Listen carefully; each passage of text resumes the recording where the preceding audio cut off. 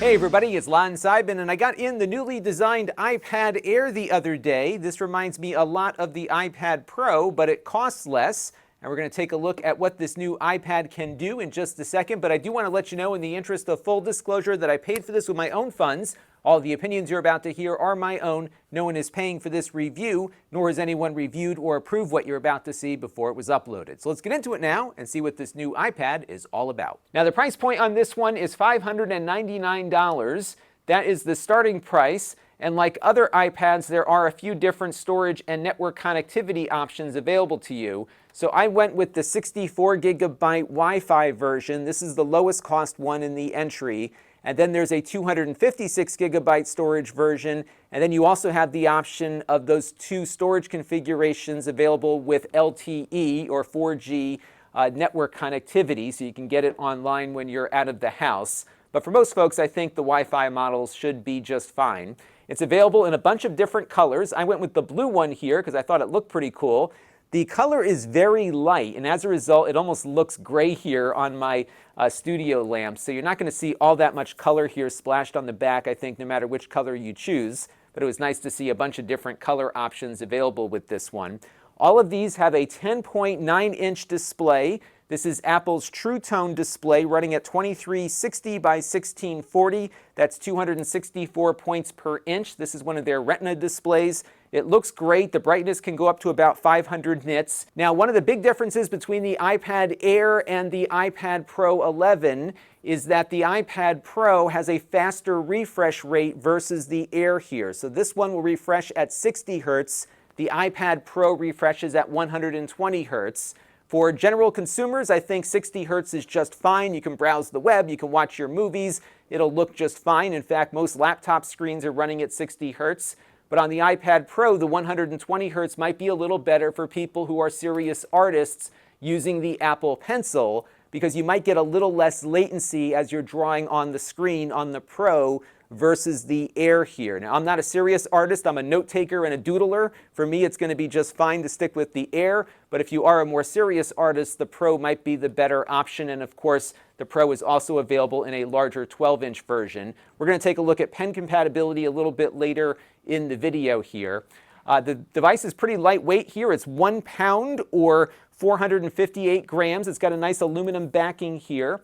There's a fingerprint reader here at the top, and what's nice about this is that if you have a mask on, you don't need to take your mask off to get into your device. You can just rest your finger on the top here, and it lets you in, just like that. So pretty quick. You can even just do it in a single button press here by leaving your finger on the button after you push it. And this is similar, of course, to the fingerprint readers that used to be at the bottom of these devices. Now it's at the top and integrated into the switch. I would have loved to have seen this switch integrated into the new iPhone Pro, because it's really a pain to have to keep typing my password in when I'm out on the road with a mask on.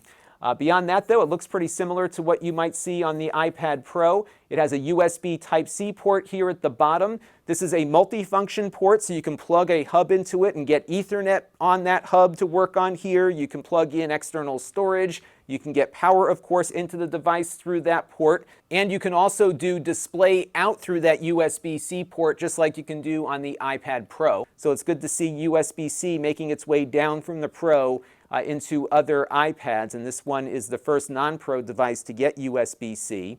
On the side here, just like the iPad Pro, we've got a little charging spot for the Apple Pencil, and that will connect magnetically to it here. It will charge the Pencil when it's attached, which is really nice, and it really sticks on pretty good here, as you can see. This, though, only works with the Apple Pencil 2, the second generation pencil. So the lower cost round pencil that you might see out there for the entry-level iPad is not compatible with this one, but there are some third-party pencils out there that do work with it. And again, we'll look at pencil support in a little bit. And it looks like the new iPad Air here is compatible with accessories for the iPad Pro 11. They've got the same pogo plugs down here at the bottom, and I took out the smart keyboard folio that I bought with my Pro probably about 2 years ago now. And the new Air slips right into it without any real problems here. I can unlock it with my fingerprint and then just start typing here, as you can see, and it all works, even though this accessory was something designed for the 11-inch iPad Pro. It should also work with the new keyboard and trackpad combination that's out there as well. So I think you'll find a lot of accessories for the iPad 11 Pro will work just fine here with the new pogo plugs at the bottom. Now this iPad has two cameras. You've got one on the back and one on the front. The rear camera is kind of your standard Apple 12 megapixel lens. It takes nice images. It's got a 1.8 aperture.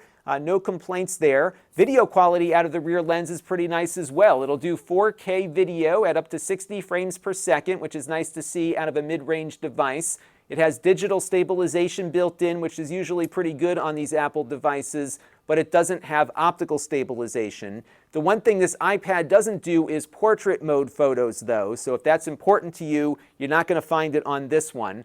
The front camera is okay on this one. It's not as good as the Pro Edition. It will shoot video at up to 1080p at 60 frames per second, so no 4K lens here out of the iPad Air. But it will shoot 7 megapixel photos and I think is adequate enough for doing FaceTime calls and video conferences and maybe even a little bit of vlogging, but just don't expect all that much out of the front camera. The new Pro has a much better front sensor. All right, let's jump into performance now and see how this thing does. This is running with the new Apple A14 processor and it has 4 gigabytes of RAM. This is pretty much the same configuration and performance that you might see out of the new iPhone 12. Although note the iPhone 12 Pro has the same chip with 6 gigabytes of memory versus 4. And as you can see here, things are pretty responsive when you're just browsing the web. This does support Wi-Fi 6. It's connected right now, though, to my regular AC 5 gigahertz Wi-Fi, but all is good on the web browsing front. Now, it doesn't have a home button like the prior iPad Air does, so you just swipe up from the bottom, similar to what you would do on the Pro. And as you can see here, things jump up pretty quickly here. The sound quality is nice out of this. It's got stereo speakers on each side. Really good quality audio out of this. Great for watching YouTube videos, doing conferences, and listening to music. But of course, you can also connect up Bluetooth headphones. There is no headphone jack on this one, just like we've seen on other recent Apple devices. So wireless headphones or something plugged into the USB-C port is your only option. Now, as I mentioned previously, it supports the 2nd generation Apple Pencil, and if you go and start writing some notes on it, as you can see here, it feels pretty natural. Very, very low latency, even with the 60 hertz display, but again, I think serious artists might like having that 120 hertz option on the iPad Pro. The pencil here will allow you to switch between whatever the active pen is and the eraser just by double tapping here. That's kind of neat.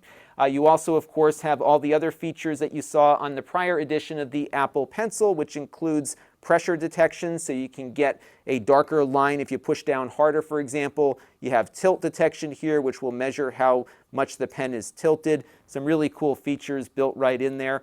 They also now have smart shape detection, so if you draw a square, for example, and just hold your pen down, it will straighten it up. It can do that with circles as well. It also has handwriting recognition, which I'll demo real quick after I clear out my screen. Now, handwriting recognition has been integrated into a lot of the iPad operating system. In fact, any place where you would normally write text, you can usually just write something in and have it recognized.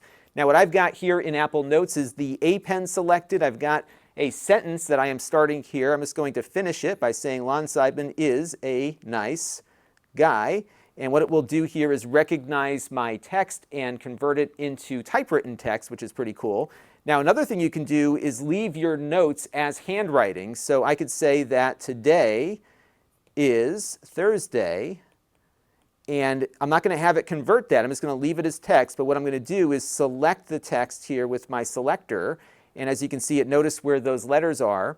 And if I tap on it once and go to copy as text, I now have something that I can take into Apple Pages, the word processor, and have it just type it out for me, which is really useful because if you're like me, I don't like to have everything get recognized as I'm writing it if I'm taking notes in a meeting, but it would be great to be able to email somebody some excerpt of my notes, which I can do just by selecting the handwriting, copy as text, and then just paste it in, and you're off and running. So there's a lot of neat stuff that they've integrated here with the new version of iPad OS, and of course the Air here will do all of it. And if you're into game playing, they should run fine here. Again, this has the A14 chip from Apple inside.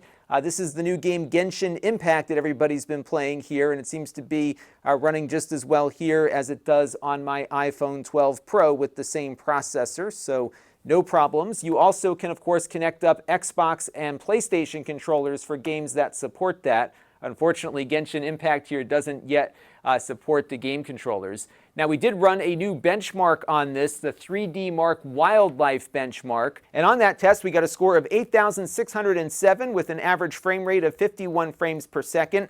That is pretty much what we saw out of the iPhone 12 Pro, which of course has the A14 processor as well.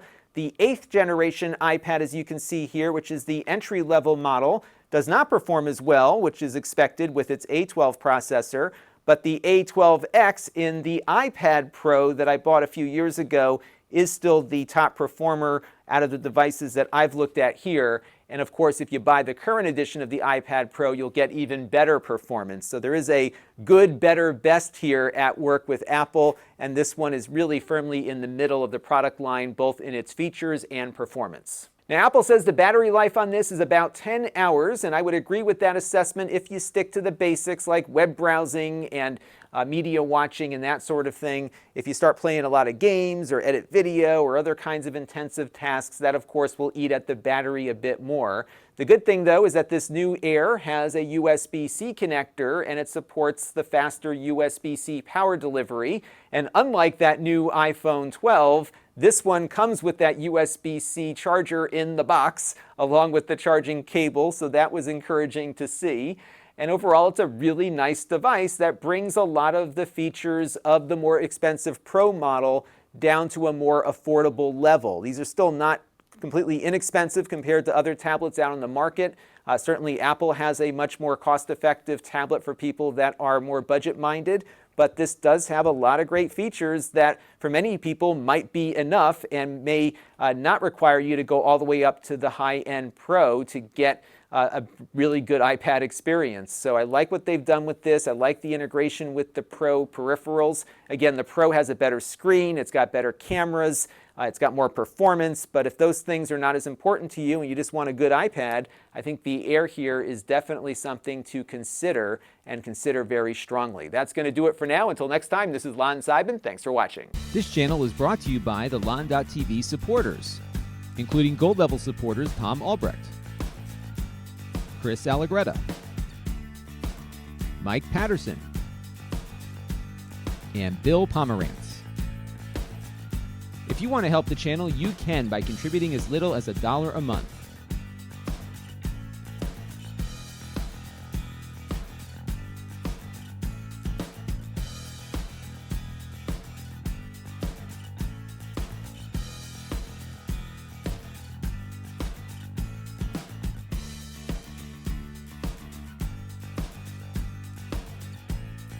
Head over to lon.tv/support to learn more.